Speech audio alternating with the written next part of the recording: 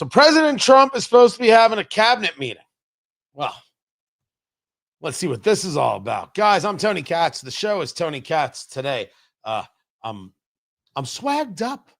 I am, but I feel like my camera's off because usually you can't see any of this. Oh, I know. See, I always forget.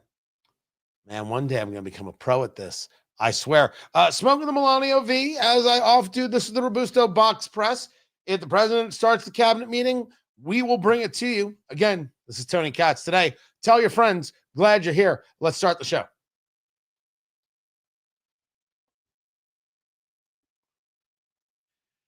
The 7th cabinet meeting of the President of the United States. His name is Donald Trump. You've seen pictures. He has blonde hair, usually stays in place. 7 cabinet meetings. Why? Because Joe Biden didn't. If you don't think this is about reminding America every single chance he gets that he is on top of it, that he is in charge, that he is capable, that he is leading the country, as opposed to Joe Biden, who could not run a meeting. If you don't understand the real story here, the side-by-side being put forth, and it's a side-by-side that the left can't even begin to fight. How are they going to fight it? Joe Biden did not have it open to the public. Joe Biden did not have engagement. And Joe Biden didn't lead them. Jill did.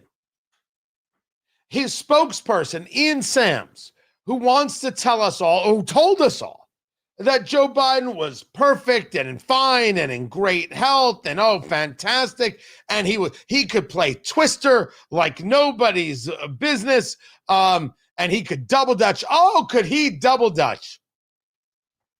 He met with Biden, and I shouldn't say met. He had 2 interactions with Joe Biden. 2.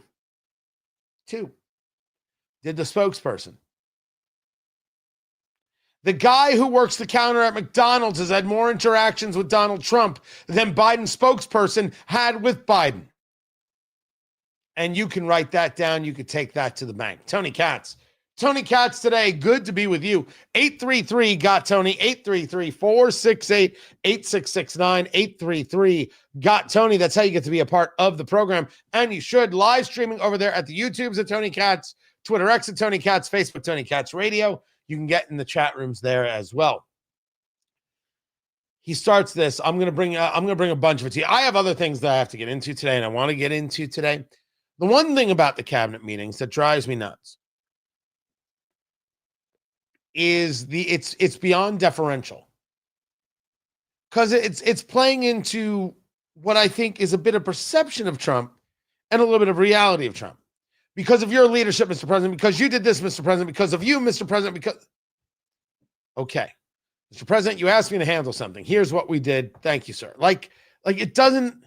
I don't appreciate all the overwroughtness of it, right? It's like 4 seconds away from a revival meeting where people are going to start tearing at their clothes and women are going to start spontaneously dancing.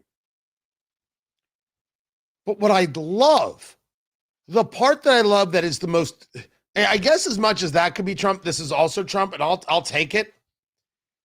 Trump could ask a question, like right there.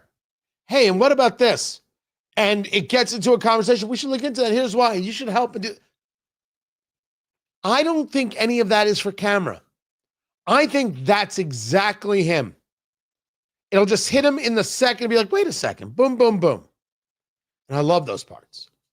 I love the parts when he's questioning, and I will tell you, and in the last few cabinet meetings, 2 things have taken place. First, Robert F. Kennedy Jr. has come in swinging with information. People forget this. And it's interesting. As we've stated before, the whole MAHA movement, Make America Healthy Again, that is winning in such a way the press refuses to talk about it. Now, you say to me, Tony, that's the press. They refuse to talk about everything. I hear you, But they'll go after Trump for a whole bunch of things. There's nothing to go after here. This Make America Healthy Again, winning on every single level. The other one is, and I'm going to say it again for the people in the cheap seats, because I want it remembered greatly. Sean Duffy isn't looking for a camera. He's just getting it done. And I think that has to get remembered. I'm impressed with the dude. The transportation secretary, Sean Duffy, former congressman, a Real World, Road Rules, whatever he was there on MTV, Fox News guy. It's very impressive. Getting real work accomplished. Everything at Newark Airport, conversations about how we better engage travel, getting rid of shoe checks on TSA. Now we just got to get rid of the TSA. Everything better. And I appreciate the daylights out of it. That's the sleeper, guys. That's the sleeper for the Oval right there. Very interesting. He still has large future because nobody gets on that dude's case except for Pete Buttigieg, and he handles Pete Buttigieg so well that nobody can even come to Pete Buttigieg's defense, who, by the way, is an indefensible guy, is the former transportation secretary, you can say the word right, Tony, and the former mayor of South Bend. President is scheduled to hold a cabinet meeting, and when he does, I will bring it right to you. Keep it right here, guys. I'm Tony Katz, and this is Tony Katz Today.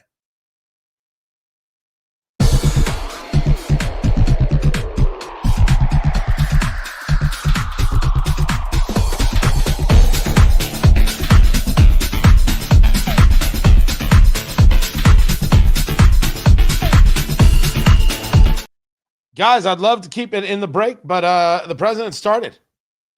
Literally, just as I went to it. Just as I went to it, he started. Let's take it to President Trump. Equipment, right millions here. And millions, and ultimately billions of dollars to the NATO people, where I'm very friendly and we have a great relationship. But that was an amazing trip. So they're funding the entire war. We're not funding anything. I think it's an important point to make because a lot of people don't understand that. And we will continue to do that. And we're trying to get as much as we can for them. They want the American product. The American military product is by far the best in the world, and that's what they want to get. They have lots of options, but that's what they want to get. So the factories are doubling up and tripling up where they make the Patriots and other really, you could say, defense and offensive weapons. The wages for blue-collar workers are now rising at the fastest rate in 60 years, which is so important to. Sorry, this is going to relate to a whole Department of War conversation, changing the Department of Defense to Department of War, which goes back to 1789, and I have no problem with that. With thanks to Doug and Chris, some of the people, the great job they've done with energy. Thank you very much, and Chris, thank you very much. I see you down close to $60 a barrel, and you'll be breaking that pretty soon. And don't bet on that. Impact. So we have no. Groceries are down. Energy is way down. It was $4 and $5 for a gallon of gas. Think of that for gasoline, and now it's probably $2.25. There are some places it's $2. It broke $2 in a couple of locations. Dang it! That's not what we're seeing. Like California, where they charge such high taxes, it's higher. Now that we're seeing much lower than what it was a year ago. So energy is way down. Groceries are way down. Eggs are way down. Thank you very much, Madam Secretary. You've done a great job. Appreciate it. When we came in, the eggs were through the roof. They were 4 times higher than they've ever been. And my first question from you people, well, what are you going to do with eggs? I said, what's the problem with eggs? That was caused by Biden, or whoever was operating the auto pen actually caused it, I guess. That's perfect. Because I don't think he knew too much about eggs. Factories are booming compared to before I took office. Domestic auto production is going to be, it's going to be so thrilling in 2 years when you see the numbers. because they're building plants all over the country. They're all coming in because of tariffs. They don't want to build, they don't want to pay the tariffs. And if they build their plant here, they don't pay the tariffs. And they're pouring into our country. And you know about AI and you know about other, but the auto plants, that's the good old fashioned stuff that I love. The auto plants are pouring into the United States of America. They're coming from Mexico.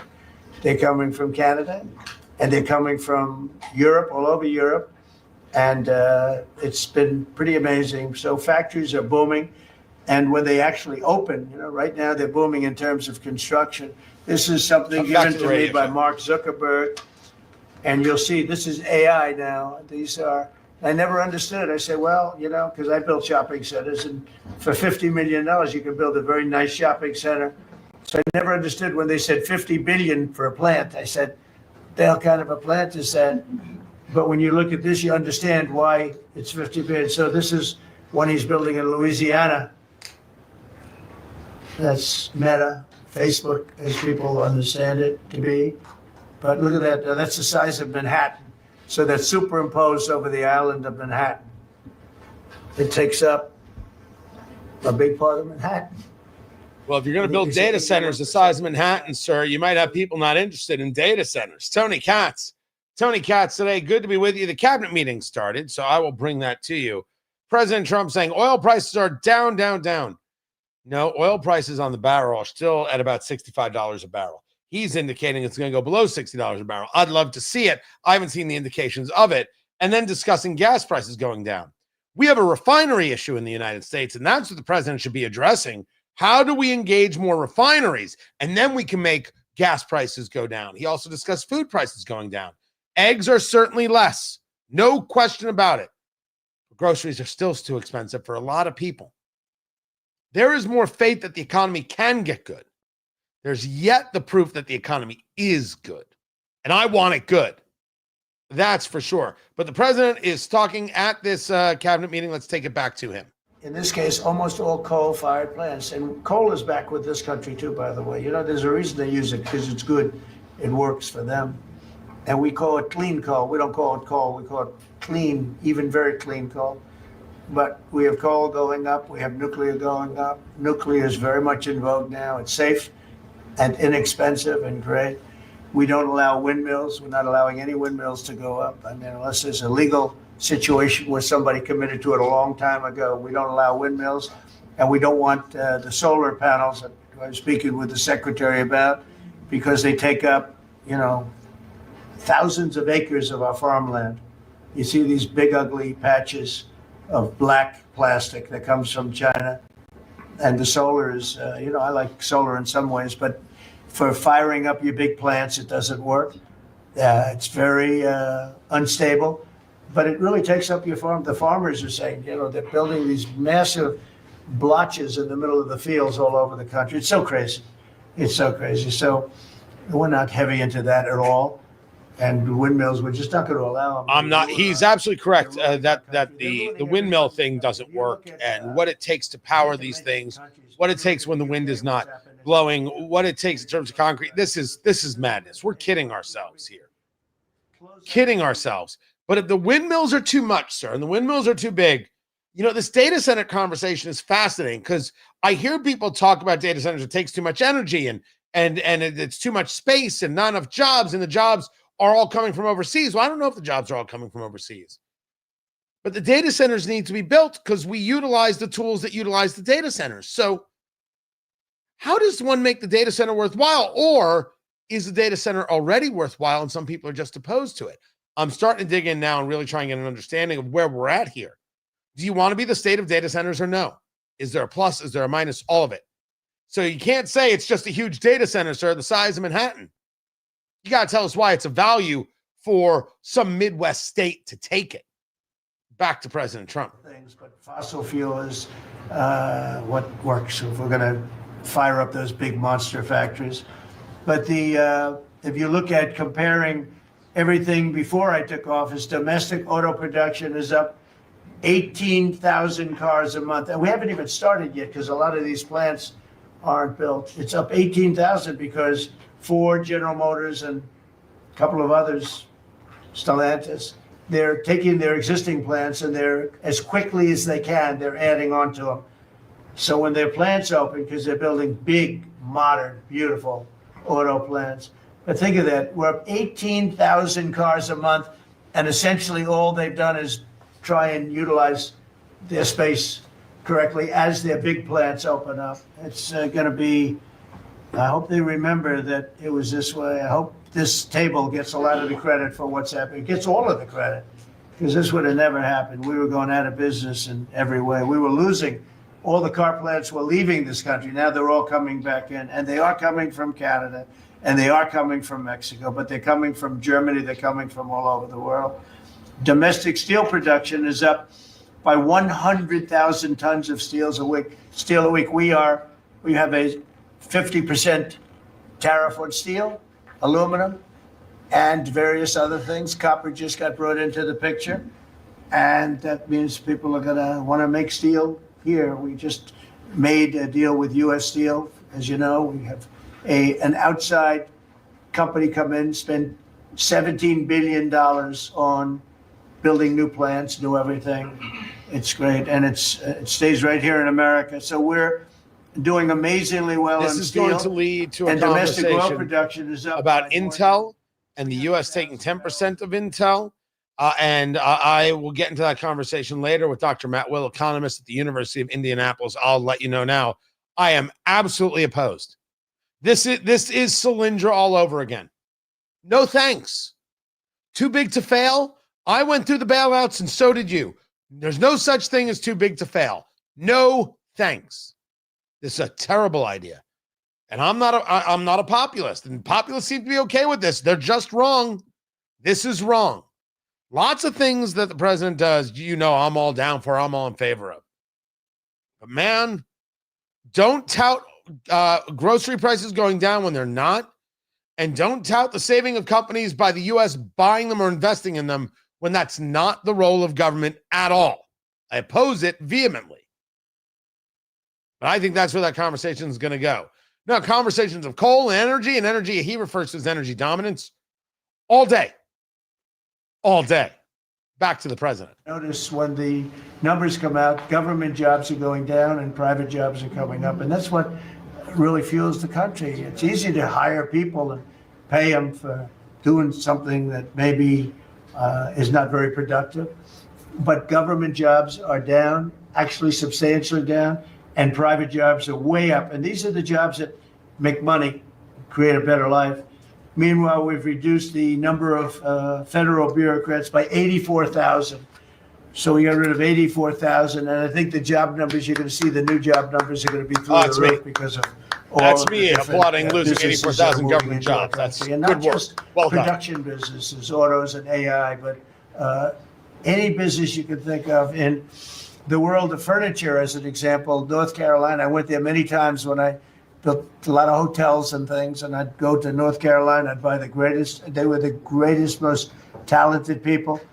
And then China came along and took all of those jobs away. If they would have tariffed them, China wouldn't have taken any of the jobs. But we had presidents that, honestly, and I like some of them, but they didn't know what the hell they were doing from a business standpoint, from running the country. And North Carolina, the most talented woodworkers that you've ever seen. I'd be there and I'd watch them. I'd say, I'd like to have a rail in that chair. Maybe can you fancy it up a little bit? How about this, sir? And it'd hand me a thing. It was like they were artists. They were unbelievable. And that business was stolen from us by others, not only China, but by others. All of a sudden, you're ordering your furniture from China. It was not even close to being as good, but they couldn't compete with it. If we would have said costs 100% or 200% tariff, you wouldn't have lost one job. So this is the argument. What the president is discussing is the concept of protectionism, right? Tell me I'm wrong. He's saying that we have to protect American jobs by preventing other countries from coming in cheaper and then being able to take those jobs, take those industries.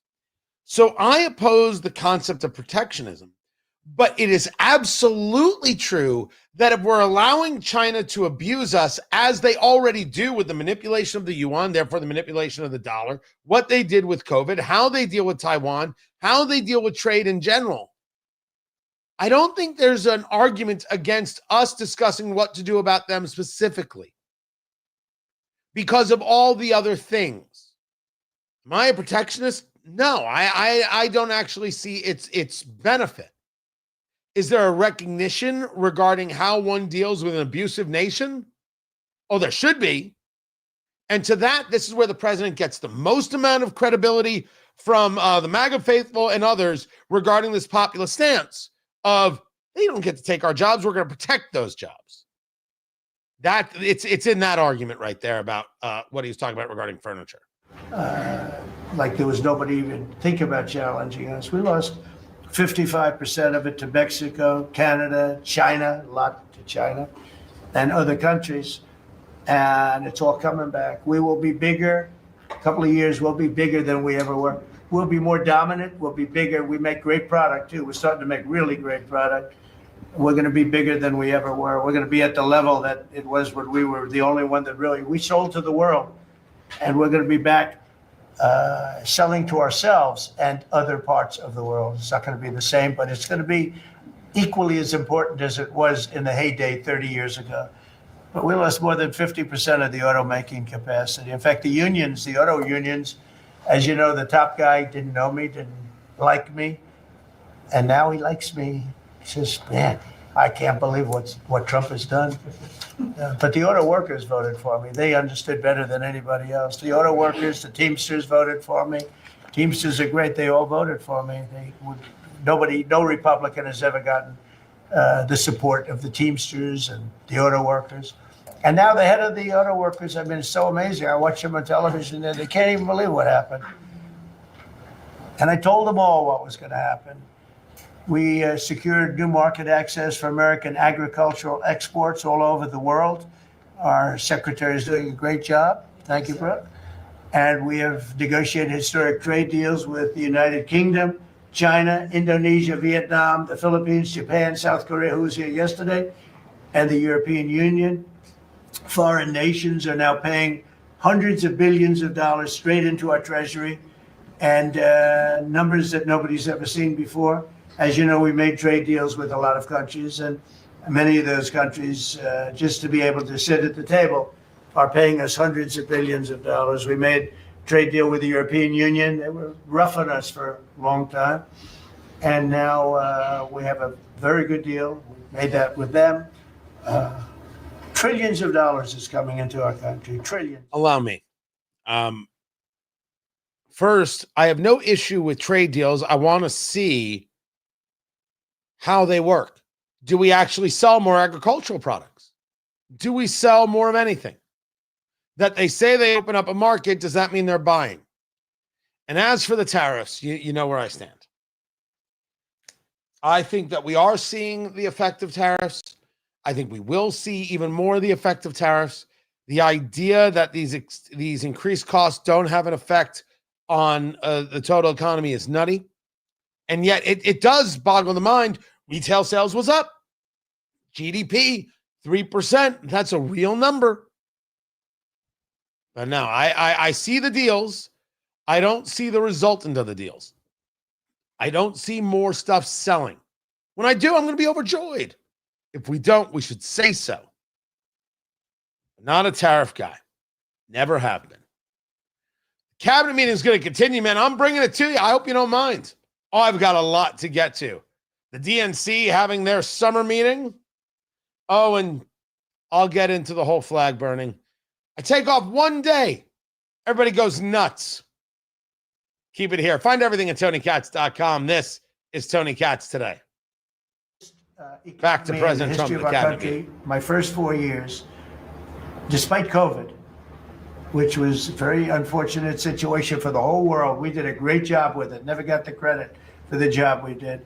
Operation Warp Speed, people say, is one of the greatest achievements ever in politics or in the military, because it was almost a military procedure. But everybody, including Putin, said that Operation Warp Speed, what you did with that, nobody can believe it. And we did a great job, but it was a horrible pall over our country. We had a very dark cloud over the world. That was a very, very bad thing that came out of Wuhan, which I said it came out of Wuhan. That's where it came from. And China suffered greatly, but everybody did. But we did a good job with that, as good as you can possibly do. And we came back, and now we're stronger than ever before. If I didn't win this election, this country was gone. I'm telling you, economically, it was gone. None of the things that we're talking about would have happened. And the whole world was robbing us blind. Friend and foe. They were stealing our jobs, our money, our factories. They were stealing everything. We would have been a shell. We would have been a bankrupt, broken shell. And that's the way it is. But we're doing just the opposite. Stronger than we've ever been. Last month, in a landmark achievement, I also proudly signed the largest working class tax cuts in American history. So the bill that, I'm not going to use the term great, big, beautiful. That was good for getting it approved, but it's not good for explaining to people what it's all about. It's a massive tax cut for the middle class. It's a massive tax cut for jobs. And it's, I mean, think of it, no tax on tips, no tax on Social Security. So seniors, I don't know how you can vote for anybody else. And, just think of that, and no tax on overtime. So you work overtime, you don't have to pay tax on overtime. That's good. The Democrats don't know what they're going to do. So they have like this sound bite. They have all these sound bites. They send it out. I don't know. Some guy sends out a word and everybody uses it, including the fake news. Some of you are here right now. I'm looking at you. And it's death. They use the word death. No, it's actually life. It's almost like a newborn life. It's not death. That's their soundbite. The bill is death. It's not, we strengthen Social Security. We strengthen Medicare, Medicaid. The job we've done on Social Security is, if the Democrats got in, Social Security is over because the country's going to fail. There won't be any Social Security. And I made that pledge to you. We're going to take care of Social Security, Medicare, Medicaid. And we're doing that in spades because the country is becoming so successful again. And it hasn't been this successful. I think in the end, it will never have been this successful. I don't think it'll even be close with what's happening. Every American is seeing a tax cut as a result of the bill. The average police officer will keep an extra $1,000 a year at least in overtime, and the average waiter or waitress will keep nearly $2,000 extra in the fact that they would have had to pay that kind of money on tips. And I never realized that the government was so strong on that. But waitresses, waiters would tell me that the government would go after them. It was horrible. That's how it all started with me. It just was incredible. And the biggest thing was, again, the $4 trillion that they found. They said, well, that was nice. They should have been. So we're going to come back to the radio show right now. We'll continue with the cabinet meetings. I think every time they do these things, it's important to share it. What is he saying? Our ability to comment on it. He's going to go around the room. And sometimes there's something very elucidating in these cabinet meetings. But of course, the focus here is, look how in charge I am, and look how not in charge Joe Biden was. Everything about these meetings is to focus on that. Let's get back to the radio show.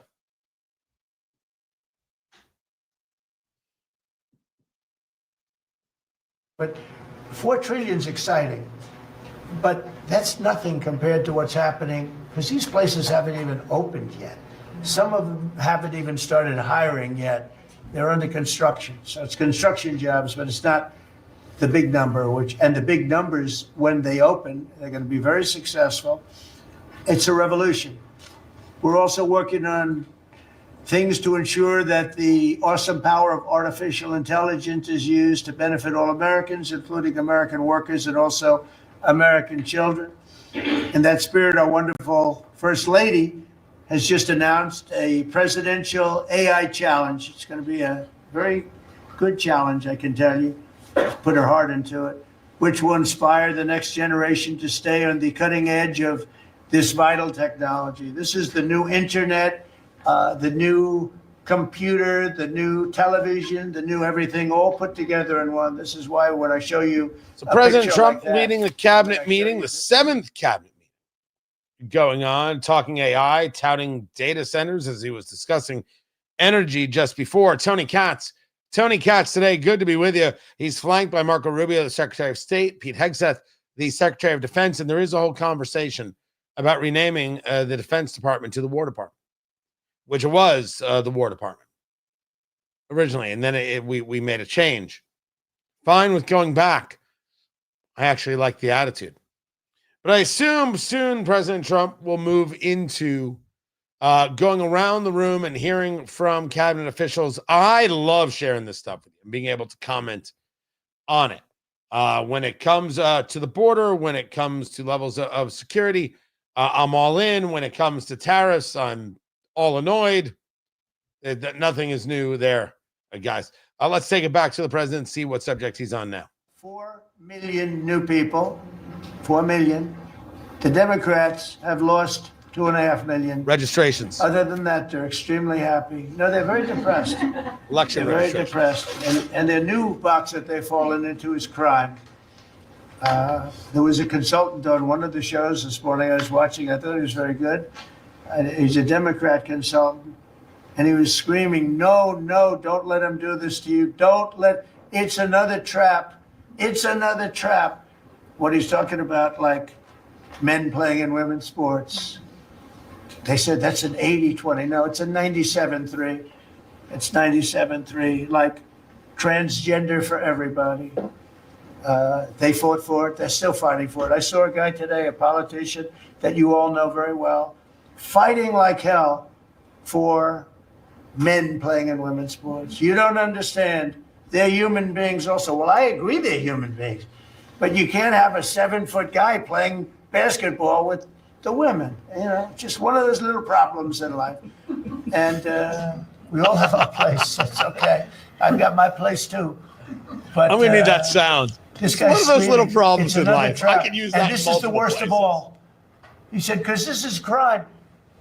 Trump is saying he's against crime and they're for crime. No, he's going, it was funny. No, it's a trap. Don't do it. And then I saw this poor, stupid Chuck Schumer, the guy. He looks like he's aged 100 years. And I don't like getting into looks. You know, looks don't mean anything, right? When you're in politics, looks don't matter. I look at Pam, I would never say she's beautiful because that'd be the end of my political career. Laurie, secretary. But I will tell you, this is the best of all. And they're going to fight me. Like this slob of a governor you have in Illinois, this poor guy got I don't thrown out talk of his about business looks, by his family. but J.B. Pritzker is a slob. I know the family. I was partners with the family. Nice family. I I mean- like the family, but he was no good. Good Lord. They threw him out. He's governor of Illinois. And he goes about Trump, we don't need his help. Chicago is the worst. These places Finger on are the dump really button, bad. Producer Landon. Crime in D.C. was the worst it ever was. You know, they make up stories. Crime in D.C. was the worst ever in history. And now, over the last 13 days, we've worked so hard. And we've taken so many left, but we've taken so many criminals, over 1,000.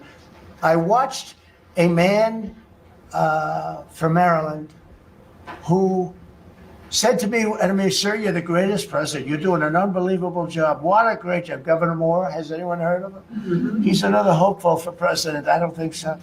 But I met him, and I didn't realize it was on camera. Did you see they caught him on camera? I was at a game, I don't know, like the Army-Navy game or something. And I met him in a hallway. And as usual, you do your job very well. One of these great cameramen had it on tape. But I met this gentleman. I never met him before. Sir, you're doing a great job. You're doing an unbelievable job. Thank you very much. But then he goes on television and says, oh, Trump is a dictator. He's a dictator. And a lot of people have been so. First, I got to be clear. Wes Moore is the governor of Maryland, and he is going to be a 2028 contender. That is no doubt. But this whole thing about crime and how things have worked in D.C., and we'll get into whether or not you could do this in Chicago. There was David Marcus pointed this out. This is a fact check from CNN. This is an actual thing, an actual fact check from CNN. Trump claimed in a social media post on Sunday, after only 1 week, there's no crime and no murder in D.C. He told reporters Monday that there's no crime and that for 11 days, you don't have crime in the district. Not true, writes CNN. Crime levels have declined during the federal takeover, but hundreds of crimes have occurred, official public figures show. So David Marcus pointed that out, and I said, so the crime was worse before Trump got involved. Thanks for the honesty, CNN. Why does the left keep telling us that there's not a crime problem when there clearly is? When the fact check is designed not to give Trump too much credit, but in doing so admits that the crime problem was worse before Trump started this movement, these motions in D.C., which I'm telling you was always supposed to be a template for red states to deal with their blue cities. And we'll see when red states start dealing with their blue cities. Back to the president. Take credit for it. What I will take credit for is we're going to have a better celebration under Trump than you would have had under some stuff. That I'll take care of. We're going to have a safer place, Christy, because of you and Tom Homan and everybody, right? But so we have 250 coming up. We have the World Cup coming up, which is like having 45 Super Bowls. And we have the Olympics coming up. So we're going to have a very exciting 3.5 years remaining. We're going to have a very exciting, it's going to be done properly. So I just want to tell you, our country's in incredible shape. Our military is strong and powerful and respected. We had some fantastic decisions from the Supreme Court that let us put the people into the military and other businesses that are best for the job, as opposed to some woke reason that was killing our country. That was a very strong, very powerful. You can now go into a company based on your ability, as opposed to being forced in based on some factor that cannot make our country great. So the president continues the cabinet meeting. He's going to go around the horn, and I want to bring you some of that there. Keep it here. Much more to get to. I have much more radio to get to in terms of subjects that I need to get to. But every time he does the cabinet, every time there's one of these pressers, I want to bring it to you. Keep it here. I'm Tony Katz, and this is Tony Katz Today. I think you're born. Let's bring it back. I don't think you should ever run for another office. I don't think you should, really. You're so good at this. He is so good. And everybody likes him, everybody likes him. But everybody, much more importantly than I think you would say, is respect. They respect Marco. They respect all the people around the table. So what I'd like to do is I'd like to go around the table. You seem to like it. Your audience seems to like it based on ratings. And I want to mention, about crime, because we have a young lady here, Iris, of Epoch Times. You're Iris, aren't you, huh? And I heard you were very savagely mugged in the city, and you're not going to let that happen under this administration. And that was last year. And would you like to mention what happened? Of course. So first of all, thank you, Mr. Do President, you want to listen to this? for having me here to share my story to the room and to the broader public. My name is Iris Tao. I'm a White House correspondent for MTV, the sister media of the Epoch Times. So more than 2 years ago, it was a Saturday morning in broad daylight. I was on my way to work, and a young man with a black ski mask pointed a gun at my face and threatened me to hand over my phone, my wallet, my laptop, and everything else. And when I refused, he used the butt of his handgun to strike me across the face, in the cheek, or what some people call pistol whip me, before running away. And that has deeply traumatized myself and my family. Ever since, I've never dared to walk in the street of DC at night, ever. And my family was extremely worried. So, Mr. President, thank you so much for what you're doing right now. Thank you for being honest. Damn. This incident involved not just me, but also my family. If he had And you shot know me, that there I are more than would have 100 died stories right there just like in the that in middle of D.C. nowhere without my and New families York or my and friends Indianapolis at and the age of Detroit back and then, St. I Louis think 20, and Tulsa 23. and Right. Just Peoria. starting my career here in DC without even starting a family. But now I'm very blessed to have this opportunity. So you had a gun pointed at your head, and you probably figured that he's going to pull the trigger, because these are animals that don't know what the hell, they couldn't care less.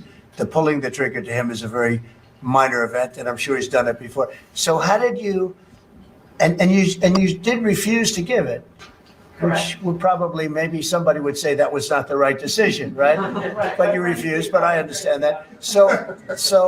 And then he hit you real hard. Yes. It's really amazing that you weren't shot, though. I'm very blessed, and that's why having this opportunity to stand here to share my story today. One, I'm very grateful for God for allowing me to still survive to this day, but also to Mr. President. Thank you for now making DC safer. Thank you very much. For us, for our families, for my parents, on my behalf of my parents, and now my baby on the way. Thank you so much.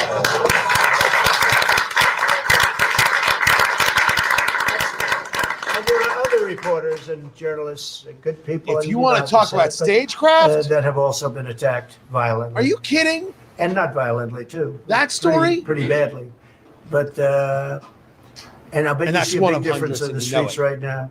And this is only 12 days, but people are telling me they're going out to dinner now. They haven't, I told the story of my friend, but I have a lot of friends that are going out to dinner all the time now in DC, and they weren't doing it 12 days ago. They would never even think. One of my friends went out 5 times. It was 4 times the last time I told. Now it's 5 times. He said, I love going out to dinner, and restaurants are starting to open again. A lot of them closed because, nobody wanted to go into a restaurant. Nobody wanted to get to a restaurant or even sit in the restaurant.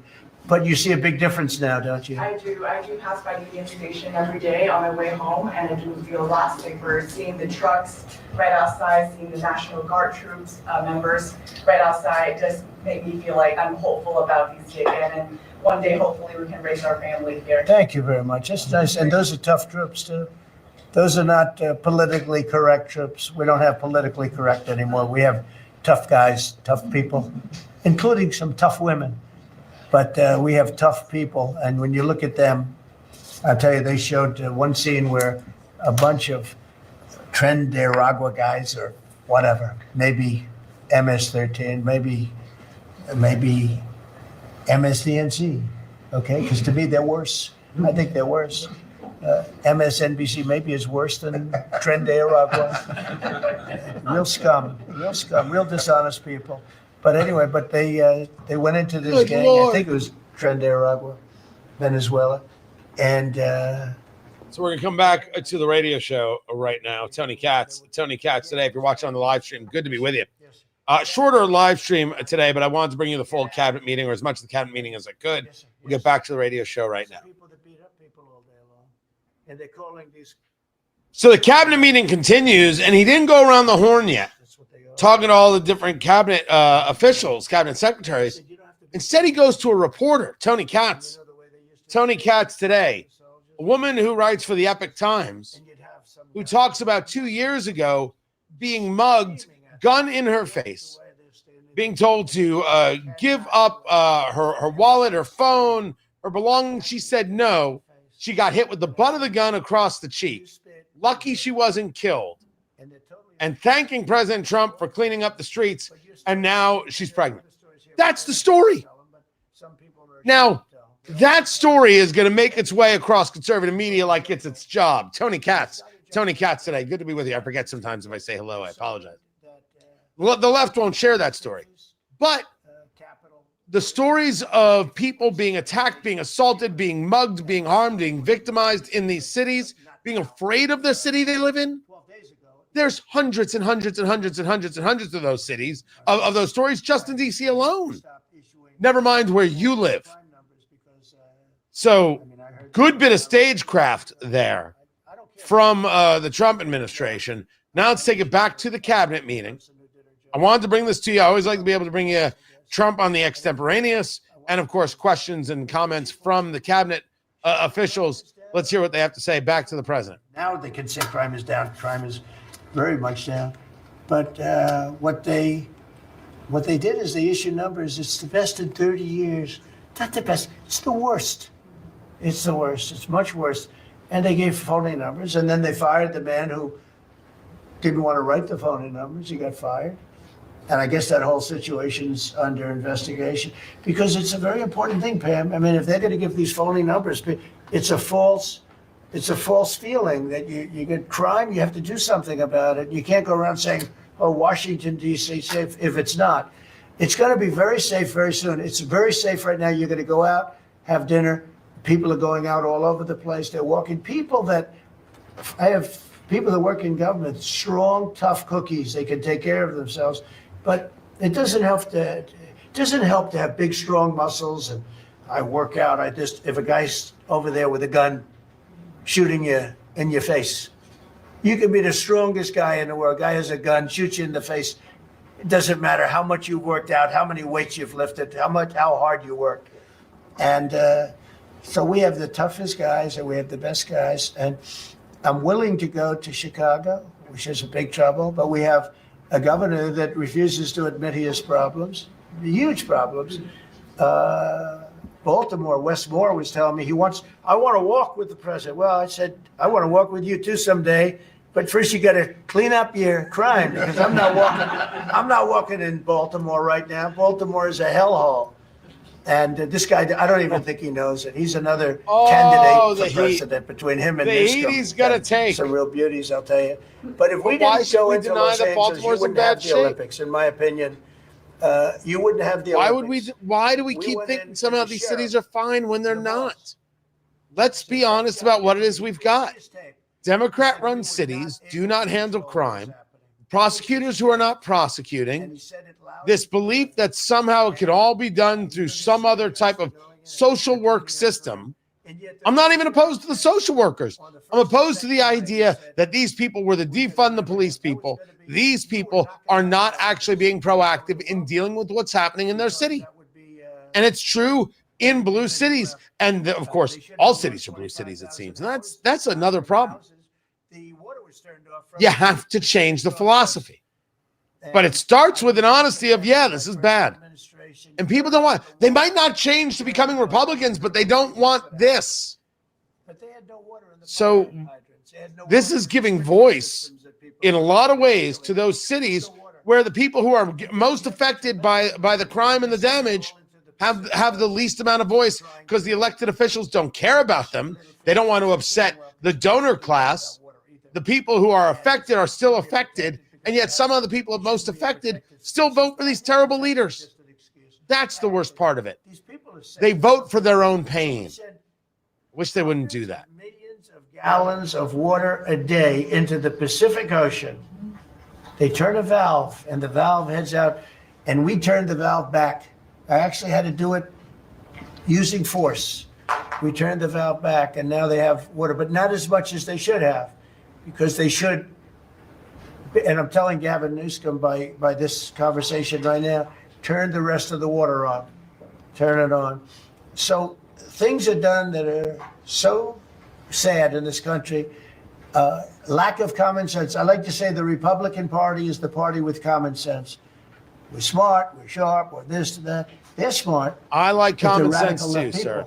But what I want is a philosophical basis. We're going to get into this. The president's going to continue with the cabinet meeting there, and he'll get to, I guess, people when he gets to. I have a lot to get to today on the show. What we need is the philosophical basis. Common sense is good. Please don't get me wrong. When we talk about policy, it has to be based on a value system, not based on, well, I think it's the right thing to do. That's not it. That's actually leftism. That's emotional. And I'm not interested in emotional. I'm not even interested in President Trump's emotional. I want to engage policy based on what creates the value.